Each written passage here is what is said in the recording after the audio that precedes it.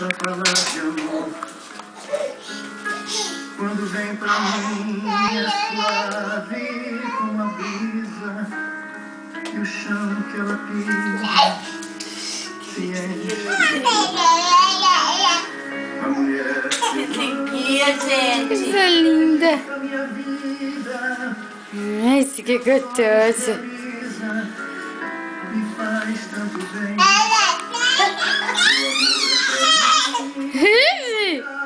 Nossa. Que bonitinho. Se ela está sorrindo, Hoje ele aprendeu a falar. É. Ele descobriu, né? É, ele descobriu. Sabe que ele tá... Tapava. Ai, ai, ai. Mas ele falava. Sim, meu amor. aceito me casar com você. Isso, que menino gostoso. Nossa, que coisa mais gostosa. Cheia de dobra. Fez o doce. Que doce! Claro que não! Olha, eu juro que não estava nos meus planos casar agora. Nem agora, nem tão cedo. Isso não faz mais na cabeça.